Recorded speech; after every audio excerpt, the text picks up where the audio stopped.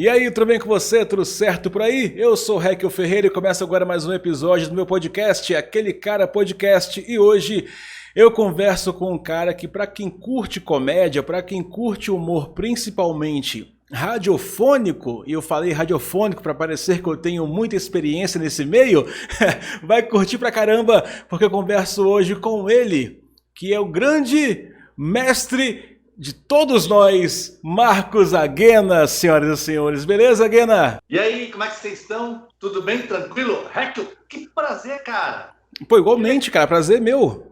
você aí, né, nesse teu podcast, né? Podcast com imagem, que na verdade, eu estava até comentando contigo, né, que o podcast originalmente, ele é apenas áudio, né? E acabou virando vídeo, né? Assim como as próprias rádios que hoje tem câmera, né, na sua frente. Antes você podia ir numa rádio com a camiseta velha da eleição de 1989, né? Eu amo Collor, só que hoje em dia não, né? Hoje em dia você tem que, ó, bonitinho, coloquei uma camisa mais nova aqui, né? Coloquei um cenarinho atrás aqui, de um portão velho que tinha em casa, e é isso. Exatamente, é o que eu ia falar, por exemplo, antigamente era só o som. Aí de repente inventaram de colocar a câmera e você viveu essa transição no Pânico. Que para quem não lembra, enfim, para quem é mais novo, para quem não acompanhou o início até do Pânico na TV, o Aguena fazia parte do Pânico e também era redator do Pânico, não era? Isso, né? Que na verdade, assim, o Pânico, ele assim, no seu formato original, ele também é de rádio, ele não era de vídeo. A gente teve Exato. toda uma transformação, uma adaptação do rádio para a TV. Só que aí, o que a gente pensou? Colocar só câmeras, tipo como um podcast, por exemplo, levando o entrevistado, como a gente fazia, era uma coisa que, assim, ao longo do tempo, poderia não dar certo, porque ficava uma coisa arrastada, uma coisa cansativa. E aí o que a gente pensou? Na hora de fazer o roteiro, tá, então vamos colocar a parte do estúdio no ar e vamos colocar também externas, vamos para a rua, vamos zoar, vamos tocar o puteiro. Pode falar puteiro aqui ou não? Claro, isso tá falando quando foi pra Rede TV, né? Porque eu já li em alguns lugares que a ideia inicial era justamente transportar o que era feito na rádio, né, pra televisão. Eu acho que os primeiros programas foram assim, mais ou menos, com o Júnior Lima, não teve negócio que ele ficava no meio com vocês entrevistando ele?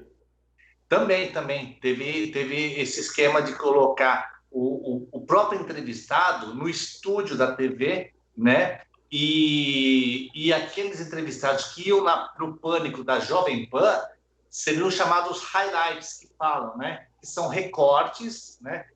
Naquela época falava highlights, eles falam cortes, recortes, né? Então você pegava os melhores momentos, os piores momentos da entrevista da pessoa e colocava dentro do programa da TV, né? E aí também com o próprio convidado que ia, o nosso primeiro convidado foi Júnior Lima, mas engana-se quem foi Júnior Lima, o primeiro convidado. O primeiro convidado do Pânico, isso estou falando aqui para você, ninguém sabe, nunca ninguém deve ter falado ou comentado. O primeiro convidado do Pânico foi, na verdade, Ovelha, o cantor Ovelha. Sério? Só que isso nunca foi para o ar, porque isso foi para o piloto. E o piloto era para ser o primeiro programa para valer. Só que aí no final a gente falou, não, vamos derrubar esse piloto e vamos fazer um programa com o Júnior Lima. Então até hoje o Ovelha está esperando o programa número 1 do Pânico na TV. Uou. E aí? Mas primeiro assim, a transição que aconteceu do rádio para televisão, no caso da rádio Jovem Pan, eu lembro que foi uma das primeiras rádios que eu vi, eu lembro até de matérias na época, falando que agora a rádio tem imagem, né? Que colocaram uma espécie, tipo, circuito interno fechado, né? De TV para vocês ali, e vocês passaram a ter que se vestir dos personagens, né? Isso. Depois foi para TV.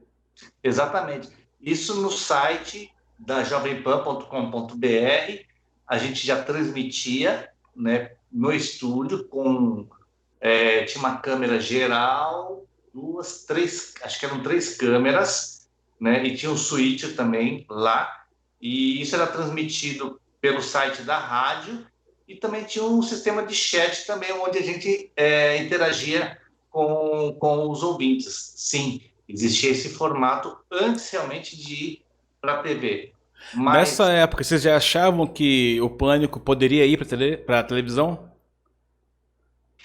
sim, essa era a ideia do Tutinha, né, que é o dono da Jovem Pan, de colocar a rádio na TV. O Tutinha, ele é um gênio assim, da comunicação, né? Um cara super visionário, em princípio a contragosto do Emílio. O Emílio achava que não funcionava o formato do rádio para TV, tanto que ele sofreu várias adaptações até a gente poder encontrar um formato onde a audiência pudesse escalonar de uma forma positiva, né? Porque a TV ela é muito mais cobrada do que o rádio em termos de audiência. Ou seja, se em um mês a gente não tivesse dando audiência, com certeza o programa não daria tanto tempo.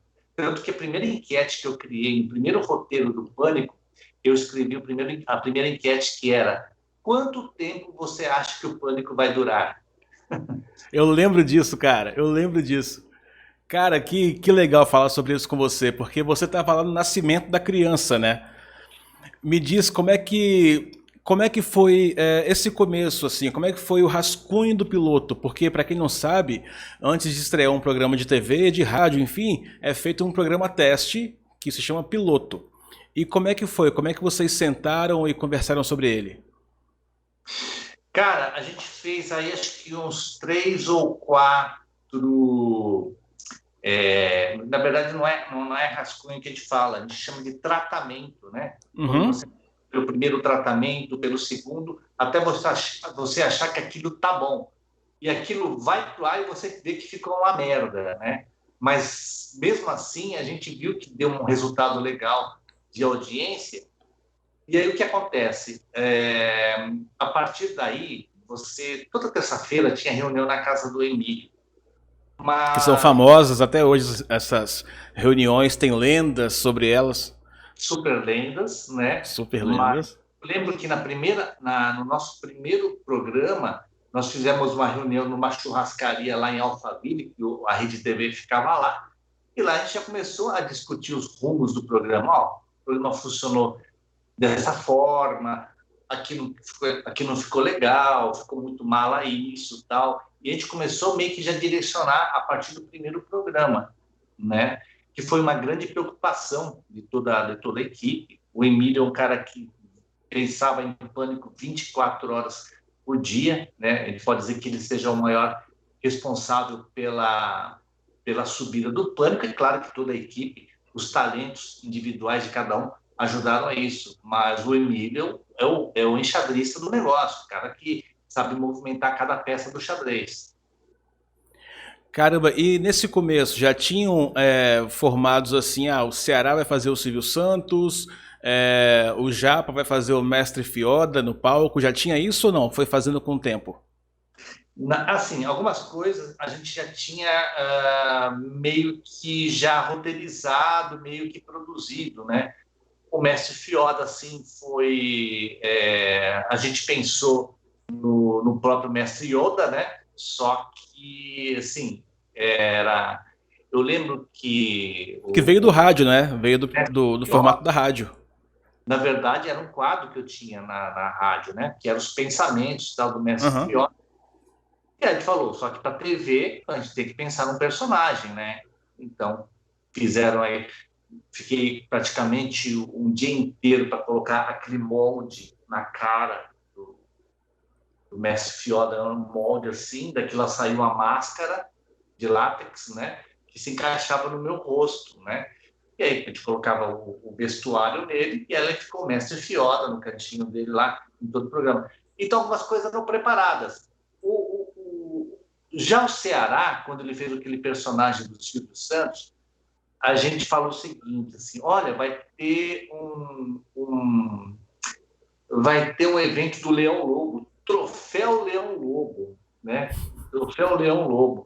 E aí saiu eu, como repórter surdo, Que era saiu maravilhoso, o Carlos Ceará, Caramujo, cara. Que negócio legal.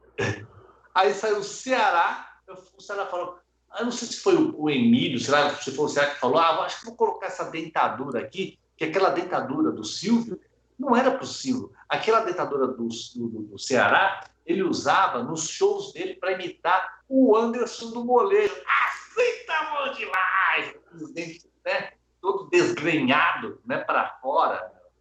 Aí eu falei, vou pegar essa dentadura do Molejo, do Anderson, do Molejão, colocar e fazer o Silvio Santos, né? E ficou aquela coisa ridícula, estranha, né? E o repórter Vesgo saindo como repórter estagiário, né? Não era nem o repórter Vesgo ainda, se não me engano. Tal. E aí fomos nós três, os dois em dupla, e eu pegando outras celebridades que chegavam na festa. Esse foi primeira externa e o primeiro quadro do Pânico na TV. Né? Mas não tinha a estrutura que as pessoas mais novas estavam acostumadas a ver, né? Era um microfone só, uma câmerazinha, era mais simples, né? A estrutura era mínima, era uma estrutura muito enxuta, né? Porque você sabe, né, que a TV, qualquer produção de TV, qualquer produção de vídeo, tudo é caro, né, meu? Tudo é caro, equipamento, hora de edição, pós-edição, E na pós-produção. época, por exemplo, hoje em dia você consegue gravar uma matéria com um telefone, né? Com iPhone, enfim. E na época não tinha esse acesso todo. Nada. Hoje em dia, meu, você pega um celular, você já consegue. Se hoje em dia a gente tivesse essa tecnologia do smartphone, que na época não tinha, meu, com certeza as matérias ficariam bem melhores, sabe? Principalmente porque, como a gente meio que entrava de penetra nas festas, às vezes, não podia levar uma câmera, você poderia pegar um smartphone e já ir gravando, né? Mas, assim, tudo foi um aprendizado, né? Então, a gente aprendeu a criar com pouca verba. Então, isso foi legal também. Você acha que... O que eu quero saber é o seguinte. Já me disseram que antigamente o Faustão, quando estava na Band fazendo Perdidos na Noite, enfim, era muito mais engraçado, muito mais legal. Aí dizem que quando ele foi pra Globo, começou a ganhar muito dinheiro, muita produção e perdeu a graça. O Pânico, eu acho que era meio isso. No começo, por ter menos verba, então parece que vocês tinham, aliás, que pensar em muito mais ideias Muito. para fazer o negócio acontecer. Depois, com mais grana, temos dinheiro, ganha na edição, ficou meio assim. Você acha isso também? Claro. No começo, a gente tinha 10 ideias para validar uma ideia e fazer. Porque a gente não podia queimar cartucho. Então, a ideia que a gente tinha que dar certo, não podia dar errado. Então, a gente tirava todas as possibilidades de risco que a gente podia correr na matéria. E aí, depois, a gente foi ousando cada vez mais. Né? Tipo, a hora da morte. É uma coisa mais ousada. Aquele negócio que pegava a câmera, saia na rua, você não sabia o que ia acontecer. Você Então, participava desse? era o único quadro que eu não participava. Eu não tinha as manhas de fazer aquilo, não. Eu acho muito surreal, muito louco aquilo, né? Era E muito maluco, cara. Eu acho que era o Vesgo, o Vinícius e o Carlinhos que faziam, né? desde o Vinícius Carlinhos, e aí depois entravam outros também para participar. Que isso aí, na verdade, é uma inspiração do Jackass. Sim. Né? A mídia adorava o Jackass. Né? Naquela época lá já tinha na MTV, né? Depois virou filme e tal. E os caras do Jackass, meu, completamente loucaços, cara. Os caras não tinham limite nenhum, né?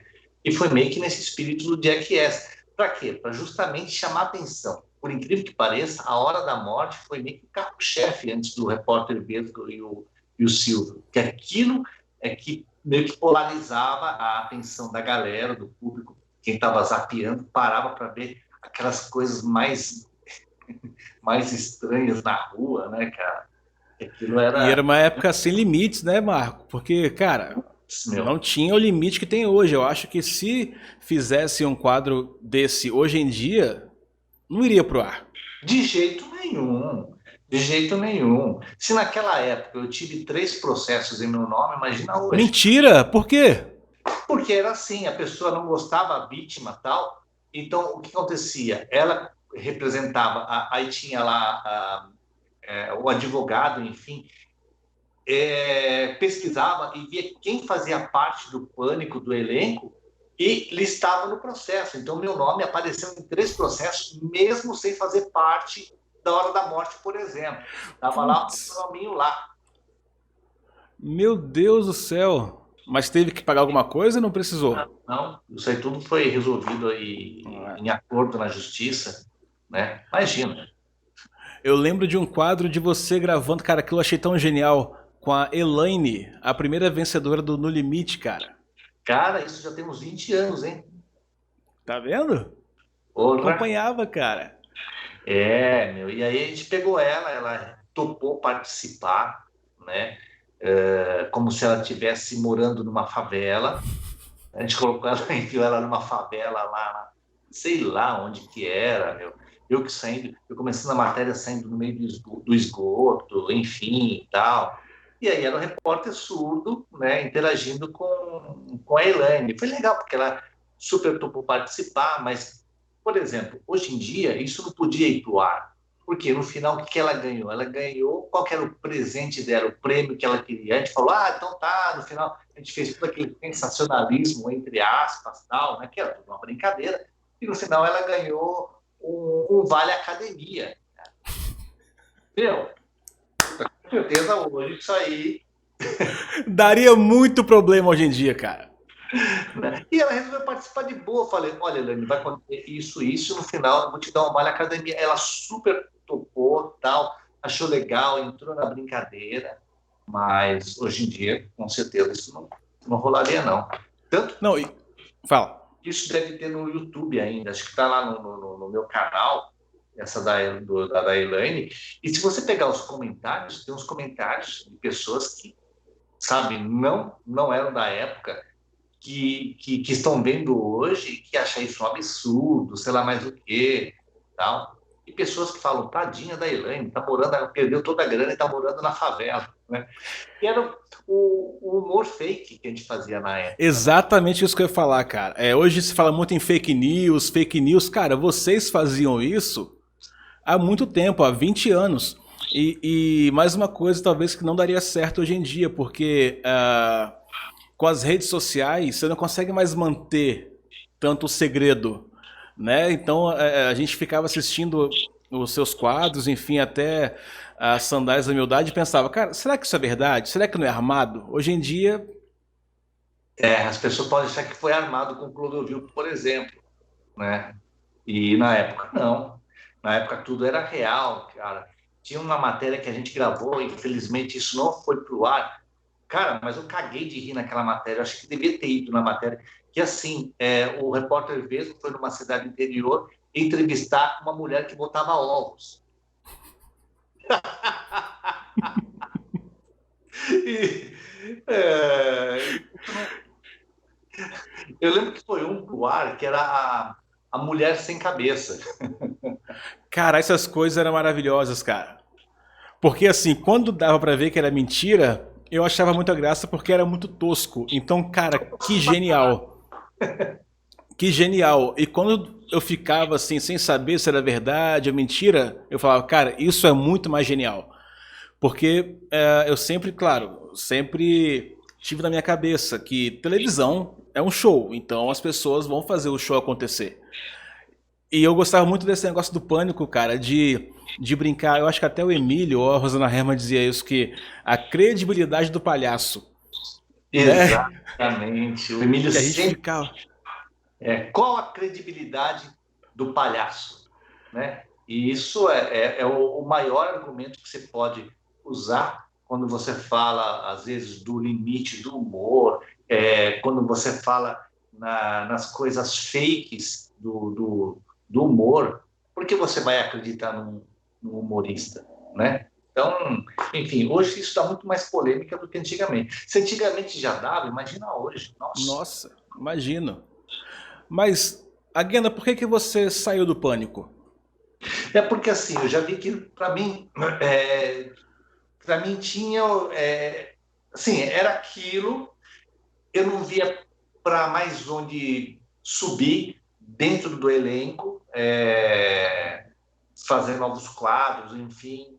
para mim, assim, desgastou. A verdade é essa. Para mim, desgastou. Mas Eu você acho cansou como, sei lá, integrante do Pânico pela quantidade de trabalho que, poxa, juntava agora rádio e TV, ou cansou da galera? O que que te cansou?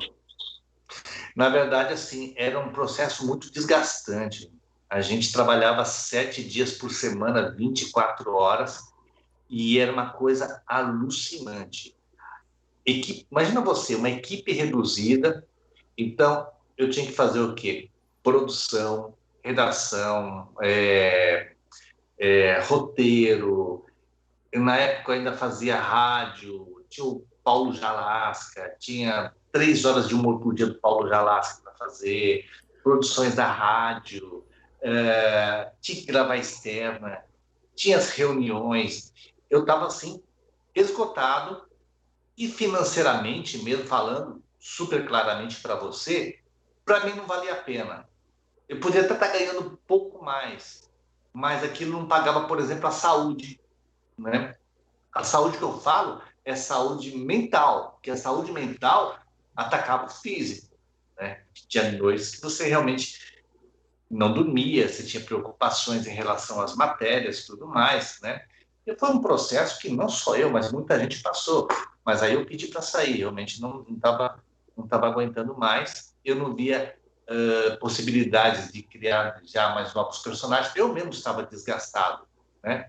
O meu mental já estava completamente desgastado em relação a isso. E porque no começo não tinha a grana que teve no final, né? Eu já ouvi algumas entrevistas de ex-integrantes também, do Bola, por exemplo, falando que vocês trabalharam alguns meses sem ganhar nada mais da televisão. O Pânico ele só foi lançado por quê? Porque a Vivo, ou tu tinha conseguido uma verba da Vivo, e a Vivo ela aportou lá uma verba, lá uma grana, para 3 meses na Rede TV. Então tu tinha chegou e bancou, a Vivo bancou lá os 3 meses de Rede TV. Passados 3 meses, a gente recebia um cachê, né, dessa verba tal, destinada ao elenco. Depois de 3 meses, acabou a verba. A gente trabalhou mais alguns meses sem ganhar absolutamente nada. A gente fazia porque a gente acreditava que era um negócio que ia dar certo e já estava dando certo. No terceiro mês, o programa já começou a escalonar o Ibope, né? E a gente acreditava que o negócio estava certo. Mas, enfim, a gente ficou um tempo sem realmente ganhar, né? Sem ter um cachê, mas a gente acreditava no programa, no projeto. E aí quando você percebeu que, beleza, já cumpri minha missão aqui, ok, você preferiu sair. Sim, eu já estava com 8 anos de casa, né? 8 anos da rádio, mais um ano e meio de TV. Para mim, assim, foi um ciclo que se fechou, um ciclo que eu cumpri, né? E eu precisava de novos ares, de novos lugares, de novos desafios, né? Então falei, aí fiquei uma semana em casa e aí depois, no terceiro, quarto dia, eu recebi uma proposta da TV Bandeirantes pelo seu diretor. Na época ele me contratou para criar para fazer ser o diretor de criação da TV. Pô, que legal, cara. É. E aí, assim, o que aconteceu? Eu fiquei 8 maravilhosos meses na geladeira da Band. Putz. Por que isso? Porque eles contrataram também um outro diretor. E aí, o que aconteceu? Essa outra contratação desse outro diretor ficou acima da minha contratação, porque foi o vice-presidente que contratou ele, né? Então eles bateram cabeça lá, não poderiam demitir nenhum e nem outro. Eu acabei ficando abaixo dele, meio que na geladeira, né? Porque o diretor que estava na época, ele não passava nada, tal, que eu fiquei abaixo dele. para fazer outros projetos, enfim. Então, fiquei 8 meses na geladeira e aí rescindiram o meu contrato lá. E Mas já aí, eram os argentinos que chegaram depois, não? não, os argentinos vieram bem Bem depois, depois. 3 anos depois, né? Na época não tinha. Aí depois eu recebi o convite da Rede TV e eu voltei para a Rede TV no programa Bom Dia Mulher, né? E aí eu trabalhei com a Olga Bongiovanni durante um ano e meio, mais ou menos. E você fazia externa ou só roteiro, criação? Lá eu participava da criação de quadros, das externas. Eu saía como repórter japa mesmo, nas ruas, fazendo matérias e tal, entrava ao vivo e, foi bem legal, foi um aprendizado bem legal. Tivemos também aí bons resultados em termos de audiência. A parte da manhã da Rede TV era muito complicada, né? E graças a Deus, assim, eu consegui dar pautas bacanas lá para o programa, né? Foi bem legal a passagem lá a minha passagem de volta na Rede TV. Você passou também pelo SBT, né, no Ratinho. Eu acho que você fez umas coisas lá, não fez? Isso. Depois da Rede TV, eu fui para Record, Pra Record, na tarde. Record, mas na Record, assim, eu não tinha um programa em específico. Eu era contratado para poder passear entre as produções da casa. Então, eu fiz o Show do Tom, Tudo é Possível na época com a Eliana, e depois foi para Ana Hickman, Sim. programa Geraldo Luiz, que era à tarde. E quando eu entrei mesmo na Record, tinha aquele Sorria, Você Está na Record, que era um programa Pegadinhas e tal. dentro do programa da Maria Cândida, programa da tarde da Maria Cândida. E fiquei lá durante os 2 anos na Record. Aí depois que eu fui para o programa do Ratinho, o diretor me convidou para trabalhar, para criar fazer um núcleo de criação dentro do programa dele. Mas foi um negócio muito difícil lá, Reco, porque Por quê? o programa do Ratinho era às 5 da tarde, cara. E era o E horário. fazer humor nesse horário é difícil, né? Ainda mais com Datena, com crime, com não sei o quê. Não, porque assim, é o horário que o grosso do Ratinho mesmo, né, o público, quem é? É o pessoal que trabalha até mais tarde, que ainda não chegou em casa, né? Então, era muito difícil você dar audiência nesse horário. Foi bem complicado mesmo. Mas aí eu saía também, fazer externas, Jornal Racional, que tem até hoje. Lembro. Foi você que criou o quadro? Não, o quadro já tinha. A gente resgatou esse quadro, ele acabou virando um quadro fixo do programa. Até hoje, ele é um quadro fixo do programa. Sim, sim, sim. Você E fez também. Perdão. É porque tem um delay, eu sempre esqueço desse delay. tem. Tem um delayzinho entre a gente. Tem acho que um segundinho ou menos. Mas você também fez, Japa. Você participou de um programa, cara, que na verdade não era você. Era só a sua mão e a sua voz. A minha mãe e a minha voz. Você não fez o Cabaré do Barata? Ah, tá, pô. Pensei que era X-Video, alguma coisa Não. assim. Não. A minha mão, pô. Cabaré do Barata, na verdade, foi assim o meu start, né? Foi aonde eu me lancei profissionalmente no rádio e na TV. Eu tenho Em 19 certeza que muita gente que vai ouvir ou ver a gente aqui não sabe nem o que foi o Cabaré do Barata. Não que foi E nem sabe quem foi o Barata. Explica, por favor.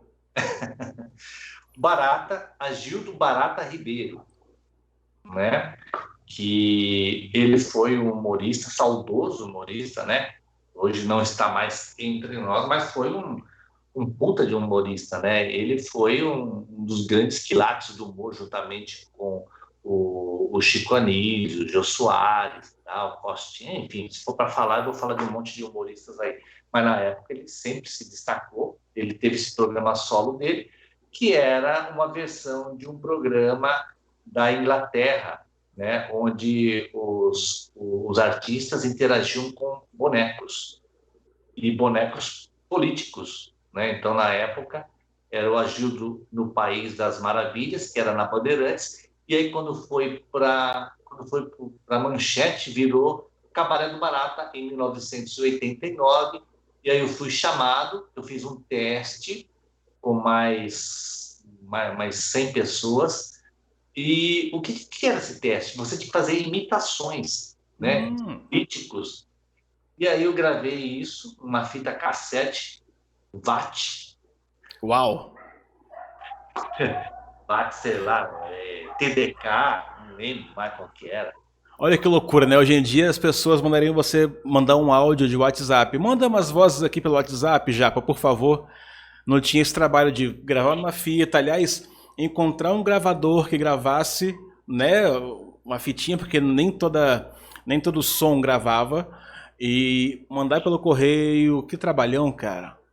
Putz, é verdade, eu mandei pelo correio, cara. Você falou É, aí. Eu vi isso, vi nos classificados da Veja, olha só. Classificados da revista Veja, que precisava de imitadores para um programa de TV. Não tinha nenhum detalhe, nada. Eu falei, vou tentar, não custa nada, mando lá as vozes que eu sei fazer. Cara, e assim, eu fui selecionado, eu e mais um outro que hoje é um grande amigo meu, que é o Duduca. Ele fazia a voz do Lula e eu fiz a voz do Jânio Quadros na época, sim. né? E aí eu fiquei lá durante também um ano e meio, mais ou menos. Foi a primeira vez que eu peguei avião na minha vida, cara. Nunca tinha pego, porque o programa era lá no Rio de Janeiro, nos suntuosos estúdios da Rede Manchete, da Da editora Block. Block, né? Meu, era muito... Cara, eu ficava maravilhado com tudo aquilo, né? Porque para mim era um sonho, né? Na verdade, trabalhar numa TV grande, É, né? a Manchete tinha muito potencial, né? Tinha, cara, tinha muito potencial, tanto que eles até incomodaram a Globo uma época com a novela Pantanal, com a transmissão do Carnaval também, E olha né? como é que o mundo é maluco, cara. Não sei se você já pensou nisso, mas eu pensei agora. Como é que o mundo é maluco e dá muitas voltas. Você começou sua carreira na Rede Manchete, na TV Manchete, né, na televisão. Você falou de carnaval, uma pessoa que fazia o carnaval da Manchete, não sei se era da Manchete ou da Band, mas enfim, mas teve um programa na Manchete lá, Emílio Surita, também foi da Ele Manchete. foi repórter ele começou acho que na Bandeirantes, ele Foi teve da um Bandeirantes, né? practice como Mas repórter de Carnaval, né, da Bandeirantes. Na Manchete, ele foi apresentador junto com o Sérgio isso, Malandro, do Domingo Milionário. exatamente. Aí, anos depois, a Manchete, enfim, fecha as portas e vira Rede TV. Ele Olha que teve- loucura. A É, gente só fez uma volta, cara. é incrível isso, né, meu? É louco, né? Putz, é verdade. E assim, a TV Manchete, ela me proporcionou essa abertura para o rádio, né? Isso que foi legal, porque nesse mesmo ano, em 89, eu comecei na Guarujá FM, juntamente com esse meu amigo, que era o dublador do Lula, o Duduca, né? Ele me convidou para fazer parte lá de um projeto pioneiro de humor em rádio no litoral paulista. Foi o primeiro projeto de humor no litoral, cara, que chamava Elvis Clovis Show. Bom E, nome. olha o nome, né? E assim, lá, meu, a gente fazia muitas coisas nada a ver. Se hoje eu pegar um áudio, infelizmente não tenho nada gravado, mas eram coisas de passar vergonha, de tão ruim que era, meu. E a gente tinha sempre um correspondente que ficava numa choperia lá, entrevistando o público lá, que era uma choperia chamada Choperia Gali. E o correspondente, o nome dele era Luciano. Então eu chamava ele de Luciano do Gali, né? E agora com vocês, Ai, Luciano do Gali, que era simplesmente o Luciano Faccioli. mentira! Eu achei que fosse uma sátira ao Luciano do Vale. Sim, era uma sátira, mas ninguém falava Luciano Faccioli, até na época ele não era conhecido, entendeu? Olha que loucura, Ele era cara. jornalista e ele era um dos nossos repórteres do programa, Luciano do Gale. Mas ele já Luciano falava, olha a hora, já falava não? nada, nada. Ele estava começando a carreira dele também. Ele tinha lá Caramba. um programa também lá na rádio, lá, enfim. Foi meio que o começo da carreira dele também, lá do Luciano Faccioli. Você tinha quantos anos já nessa época? Foi em 89, eu estava com 22 anos, cara. Caramba, novo pra caramba, cara. Muito novo. E você sempre quis trabalhar com comunicação, com, enfim, com humor, com rádio, televisão? Sempre, sempre, sempre. Isso aí era desde criança. Eu sempre gostava, meu. Sempre pegava o gravador que tinha em casa, eu já gravava, fazia imitações, tal. Depois eu via, promovia show de calouros na sétima série, oitava série, para diretoria, meu, e era uma coisa assim, porque assim, e por que isso ficou muito forte na minha vida, o Hacker? Porque Por assim, quê? a minha infância foi uma infância meio que sozinha, né? Eu, tudo bem, eu tinha amigos, mas assim, eu não saía para a rua, né? Eu ficava mais em casa. E o que, que era a minha babá eletrônica, né? Vamos dizer assim? Era a televisão, era o rádio. Então, pô, na época eu sabia decor toda a grade de programação de todos os canais. Que eu ficava assistindo praticamente tudo, cara. Tudo, tudo. E aquilo me fascinava. A coisa da TV, o rádio de manhã, acordava ao som do Zé Bétio, Gil Gomes, Paulo Barbosa, o próprio Silvio Santos, que também fazia programa na Rádio Record, enfim. Então, meio que assim, a minha infância foi fui tratado à base de rádio e TV, né? E isso me influenciou bastante, né? As referências de rádio, as referências de televisão, o próprio Silvio Santos, que hoje é a minha maior referência, acho que de muita gente que entra na comunicação, o Silvio, por mais que as pessoas falem das polêmicas dele, a gente até entende, o cara que está com quantos anos, né?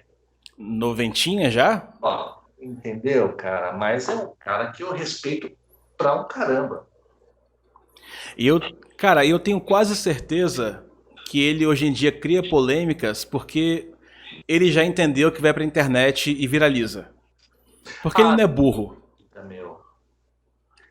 Quando ele fala para você, quando ele fala assim, bem, mas quem é você? Quem é você? Eu não te conheço. Ah, eu sou a Ivete. Mas Ivete, um monte de Ivete. Que Ivete que você é? Ivete Sangalo, Silvio. Ah, Ivete Sangalo, eu não conheço, eu não conheço. O cara conhece, claro, É ele claro. diz que ele conhece, meu, mas o cara, entendeu? É uma puta de uma sacada, sabe? É gênio, o cara é gênio, meu, é Eu gênio. também acho, cara, que isso tem muito a ver com o lance do comunicador, sabe? Porque tem muita gente mesmo que não tem referência. Sabe, por Não, isso que quando eu comecei a fazer rádio, me ensinaram bem assim, Heckel, se você vai citar alguém, dê uma referência sobre tal pessoa, porque tem gente que não sabe quem é, sabe, José. Então você tem que explicar para a pessoa quem ela é. Então eu acho que o Silvio, como vem nessa escola mais antiga também como se eu viesse dessa escola antiga da época dele, mas enfim, eu acho que ele gosta também de desenhar para a pessoa que está em casa, né, aquela referência, quem que é aquele convidado. Eu acho importante isso, cara. com certeza. Eu acho que é uma coisa que a gente, na verdade, sim, a gente não aprende de faculdade. Eu não fiz faculdade de rádio e TV. Eu fui aprendendo tudo isso na prática, se ferrando pra caramba, batendo cabeça pra caramba para você aprender, né? Os meus maiores aprendizados foram nos erros de gravação, foram nas cagadas que eu fiz, né? E coisa que numa faculdade ensina, fiz faculdade de publicidade e propaganda, mas quando eu estava no terceiro ano de faculdade, foi quando eu entrei na TV Manchete. Então, por isso que eu acabei eu concluí minha faculdade, mas não procurei uma agência de publicidade. Eu já fui para aquilo que eu queria, que era rádio e TV. É que na época, quando eu entrei para publicidade e propaganda, era a única faculdade que estava com vestibular aberto, eu lembro, na época.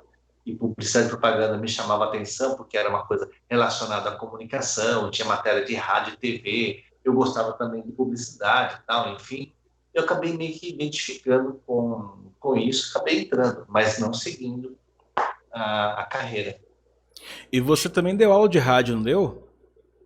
Eu dei aula de rádio, meio que também no desafio, eu estava na época na Rádio Cidade, e a Rádio Oficina foi a primeira escola a ser reconhecido pelo MEC para emitir o DRT de locutor, né? Que até então só o Senac fazia isso.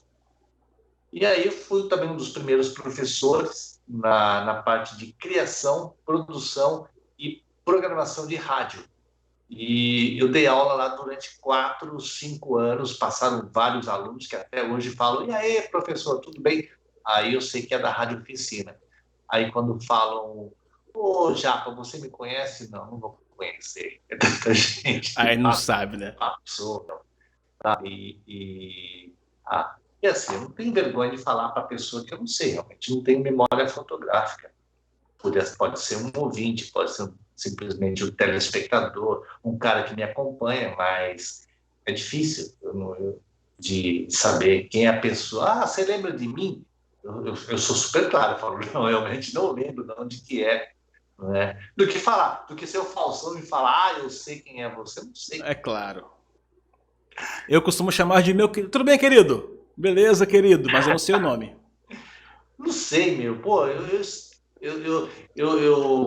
a minha memória é muito. Putz, tem muita coisa que eu deleto, que eu não lembro realmente e tal. Eu acho que até estudando um pouco de neurociência, estava vendo isso, que o nosso cérebro é proposital isso, né? Você meio que é deletado algumas coisas para entrar coisas novas, né? Eu acho que é É um isso. HD, né? Nós temos um HD, é isso mesmo. É isso. E eu acho também que a gente vê tanta coisa, né? Você como professor, artista, enfim, tudo isso que você faz, a gente vê tanta coisa, cara, que esquece mesmo. Não tem coisa que você esquece. É isso aí. Meu, tem assim, às vezes, passagens, bastidores do humor, que a pessoa fala, puta, Japa, você lembra quando você fez aquilo lá, meu, você encoxou a estátua na praça? Eu falei, putz, meu, eu não lembro disso, cara. Não lembro de ter feito isso. É tanta bobagem que a gente faz. Não porque eu tava bêbado, é realmente porque eu não lembro. Vocês chegaram a fazer. Você chegou a participar dos shows do Pânico, não? Eu participei dos primeiros shows do Pânico, quando entrei na rádio, que naquela época foi no mesmo ano do lançamento do CD do Pânico. Que era uma coisa maravilhosa. Desculpa te cortar. Caralho, Ilha da Puta, Menina Beethoven. Eu tinha 9 anos de idade, cara, e a Jovem Pan tinha acabado de chegar aqui no Espírito Santo. E quem era dono aqui no estado era o pessoal da Rede Gazeta, que é da Globo daqui. Hoje mudou para Record, enfim. Então, cara, eu ouvia, tinha umas chamadas que eram bem assim: mamãe, existe ervilha cinza? Não, meu filho. Ih, então eu comi um tatu-bola. Tatu-bola? Sabe, eram umas coisas maravilhosas, cara. Da época da Patilene, entendeu? Nossa Senhora, Patilene. Foi naquela época, assim, foi naquela época que Não é? lançou. E aí eu peguei o finalzinho da turnê do Pânico, né? Então, as afiliadas contratavam o pessoal e a gente fazia algumas apresentações em algumas praças. E depois, quando surgiu o projeto do Pânico na TV, eu cheguei a fechar muitos shows, cara. Foi na época que o Pânico começou a. Na época do Pânico na rádio, eu já fechava alguns shows, né? Mas na época da TV, eu chegava a fechar muitos shows também com a galera. A gente foi muito bom por isso, né? Que eu conheci o Brasilzão mesmo assim Pô, pelo imagino. rádio, cara. Não foi nem fazendo o stand-up. O stand-up eu acabei conhecendo outros lugares também. Mas o rádio me proporcionou isso, de conhecer novos lugares, conhecer novas pessoas e tal.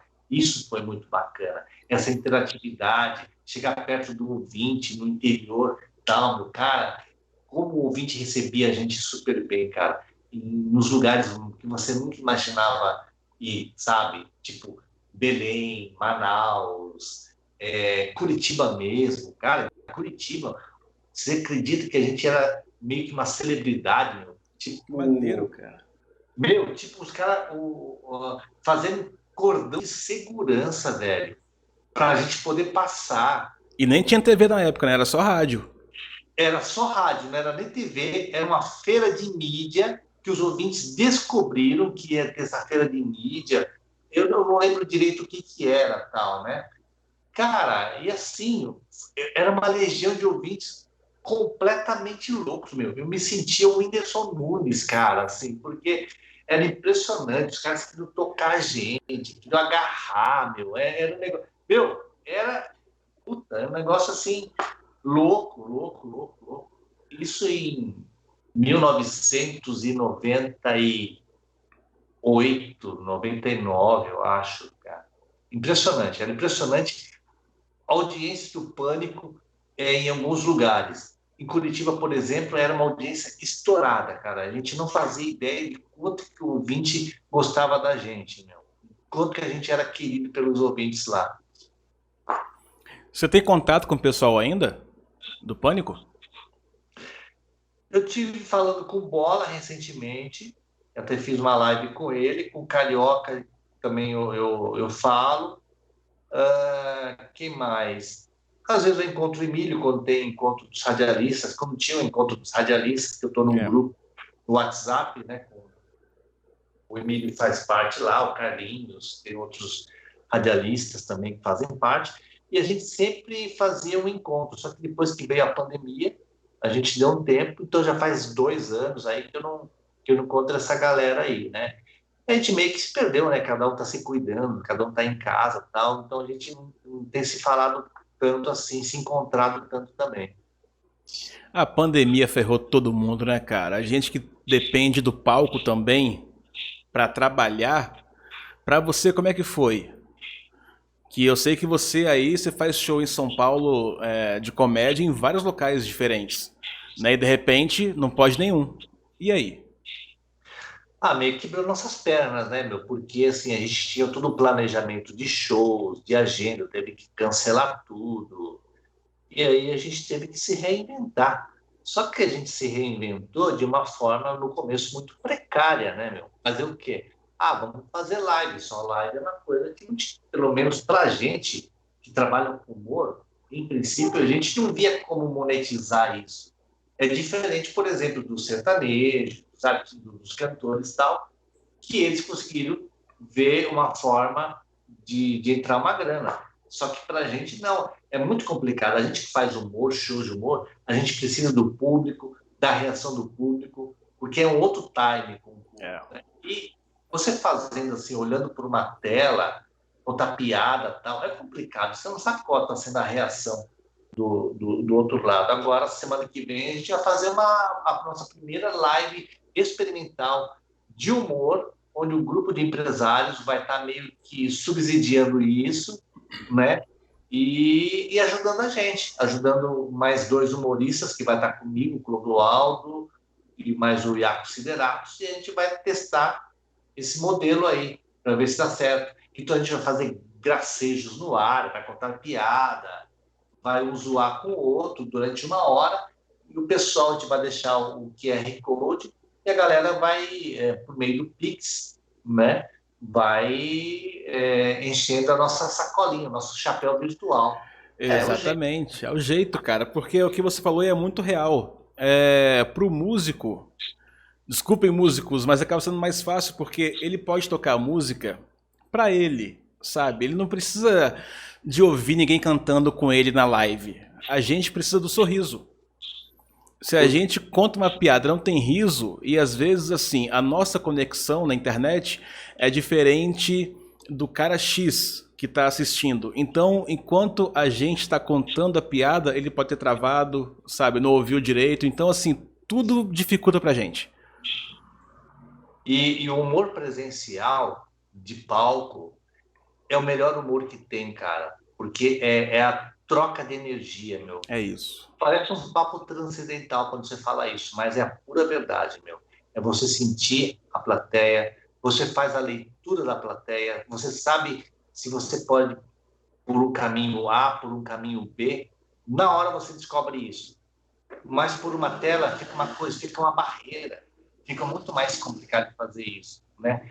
No rádio não, no rádio assim, porque no rádio a gente não faz humor, a gente conta histórias, é diferente, a gente improvisa, né? Então o programa que eu faço lá das 10 do meio-dia, uma hora só, é isso, a gente não segue um roteiro, a gente não tem uma piada pronta, é um se zoando, é um zoando o outro, o ouvinte zoando a gente zoando o ouvinte, enfim. Então é isso que funciona no rádio.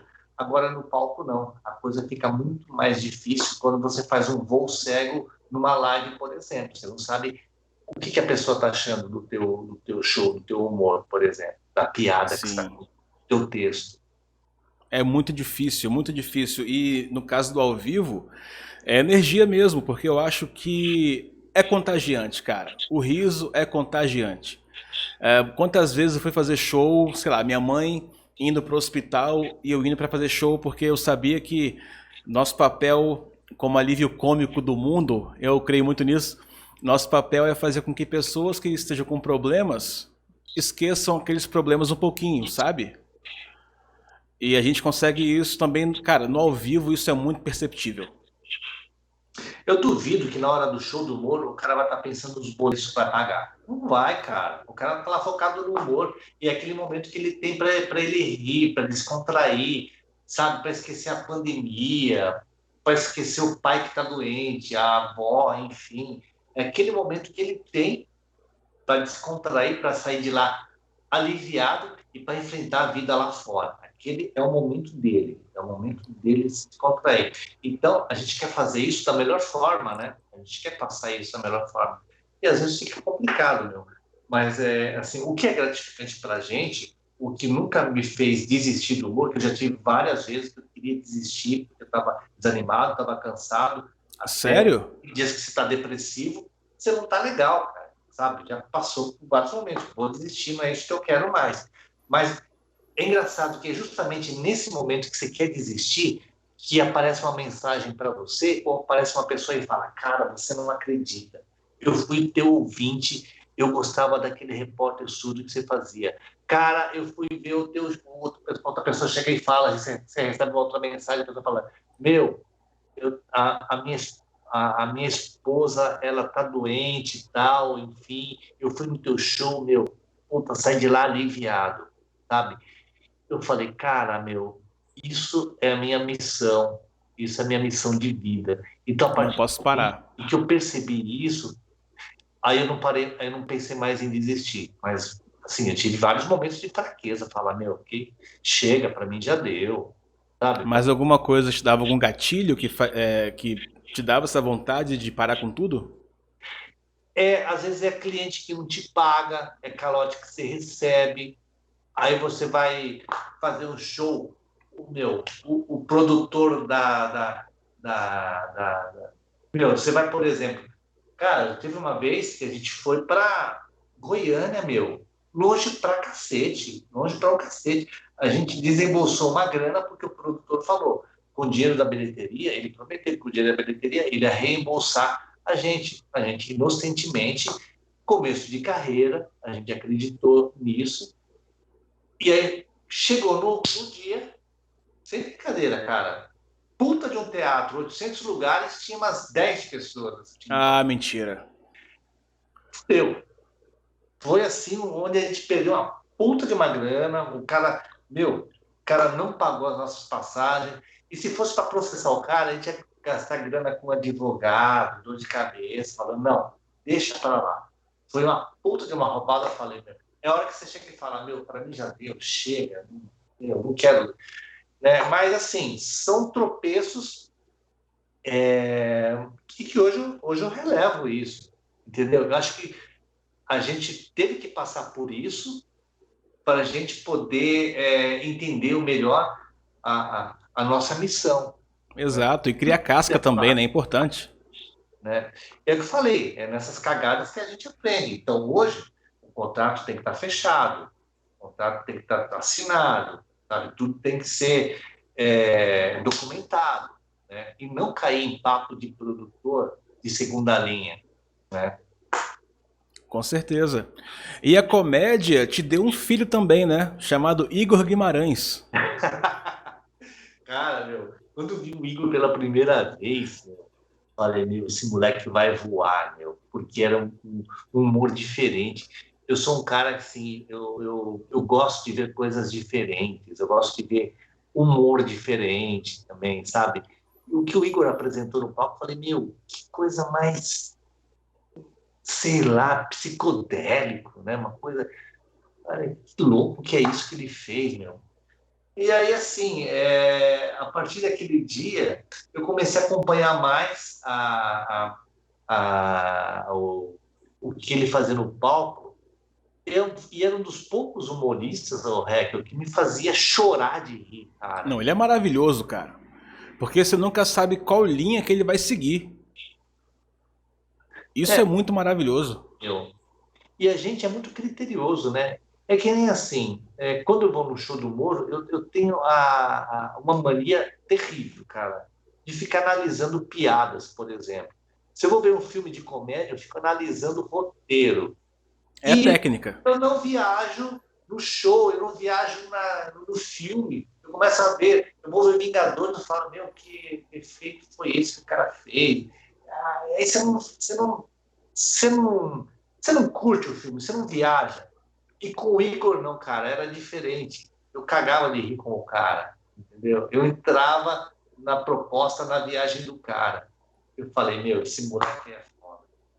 Eu acho legal, cara, que sempre quando ele fala de você, ele fala com muito carinho, muita gratidão. Acho isso muito bacana, cara. Né? E eu tenho a mesma gratidão por ele, cara. Assim, é um cara que me fez, me proporcionou muitos momentos de riso, cara. Assim, porque às vezes você não curte o show, como eu te falei. E era um cara que me fazia eu curtir o show, cara. E às vezes eu ria da mesma piada que ele contava, que eu achava maravilhoso, sabe? Achava sensacional. Cara, isso pra comediante, pra gente que trabalha com comédia, é curioso, né? Porque a gente não consegue relaxar num show de humor. A gente sempre fica, o setup é esse, aí vai vir o punch, já sabia. Sabe, às vezes a gente até, como sabe a técnica do negócio, acaba adivinhando ou adiantando a piada do cara. Exatamente, exatamente. Né? A gente não sabe, cara. E assim, é isso que é o grande lance do humor, é isso. É a coisa do imprevisível, né? Você não sabe para que lado que aquilo vai, como aquilo vai terminar. Esse é o grande barato do humor. Sim, exatamente isso. Japas, tem um negócio que você fazia, cara, ou faz ainda, que você é um grande descobridor de atrações televisivas pelo mundo. E você descobriu que, na verdade, eu não sei se é o Japão que nos copia ou a gente copiou o Japão com programas e artistas. Não tem isso? Eu amo esse número seu. Sério? Amo. Esse sério que você. Sério? Tipo assim, porra, não aguento mais fazer. Realmente, eu não aguento mais fazer, cara. Porque era, na verdade, isso começou com o quadro do Pânico, né? Era é a TV pelo mundo. Era um quadro do Pânico, né? O Faustão russo, aí criaram o Silvio Santos japonês, né? E aí eu peguei essa parte que fazia o Silvio Santos japonês, que era um quadro que eu fazia com a Sabrina, e acabou virando um set do meu stand-up. E você fazia Silvio Santos, Tiririca cantando Florentina em japonês. Eu achava isso maravilhoso, cara. De verdade. Era muito sem noção isso, né? Não, mas é bom, mas é isso, é a quebra da expectativa, cara. Porque aparecer gente imitando o Silvio Santos, aparece, eu faço, sabe? Qualquer pessoa faz. Agora, o Silvio Santos em japonês, Eu tô com um ponto eletrônico aqui. Ah, tá. Eu atualizei o show agora. eu faço a Anitta também em japonês. Enfim, a gente vai... porque o humor é assim, né? O humor é uma coisa que a gente tem que renovar, né? Então, Sim. sai Tiririca, sai os antigos, a gente vai colocando os novos, né? Aí quando coloca a Anitta em japonês... Todo artista odeia muito quando fala assim, então dá uma palhinha. Eu nunca faria isso com você. Mentira, faria assim. Como é que é Anitta em japonês? Mas não fazer o quadradinho do 8, né? Que eu tô de cueca aqui. Não faça isso. Melhor não, né? Tá. Shitoyo, futuro, yonoro, hayata tokoro, shinere, futsuro, yotoro. E aí vai. Uma pergunta retórica, tá? Significa alguma coisa que você cantou ou não? Nada, só você enrolar a língua, silabar e você tá falando japonês. Maravilhoso, maravilhoso. Vou usar essa técnica quando eu for lá pro Japão. Pode usar. Vou usar. Fantástico. Ninguém vai entender porra nenhuma o que você está fazendo, nem falando. Mas vão rir de você. Da idiotice que isso é. Eu tenho medo, cara, de um dia ir pro Japão ou, sei lá, conhecer um japonês nativo mesmo, que veio de lá pra cá pro Brasil, e sabe essas letras japonesas que as pessoas têm tatuadas ou em camisa, que elas acham que é paz, sucesso. E tatuou ao contrário, né? Achando que tá... Exatamente. E ser tipo assim, fimose, sabe? Alguma coisa que a gente não sabe o que é. Eu tenho esse medo. Caramba, é verdade. E pode acontecer que a gente, né, ocidental, não tá ligado nisso aí. Você tá na Rádio Energia 97 em São Paulo, né? Isso, das 7 ao meio-dia. Das 7 às 10, Energia na Veia, faço a produção. E das 10 ao meio-dia, eu faço a produção e também a bancada, juntamente com o Domênico Gato, o Palhaço, e o Bernardo Veloso. Para quem é fora de São Paulo, consegue ouvir também pelo YouTube, Spotify. Energia 97, pelo YouTube também, a gente transmite pelo YouTube também. Maneiro. Japa, antes de terminar, primeiro, muito obrigado, cara, pelo seu tempo, pela sua disponibilidade, obrigado de verdade. Obrigado também, enfim, a gente fez, eu acho que um show em São Paulo, 1 ou 2, não lembro, mas um que marcou muito pra mim foi em Moema, onde passava um avião, Quintal do Espeto, pode ser? Nossa! Olha o que você lembrou, é verdade. Né? O público aplaudia os aviões, né? Esse era o grande lance. Que quando a gente via que o avião estava apontando, e falava, gente, peraí. O avião passava e a galera...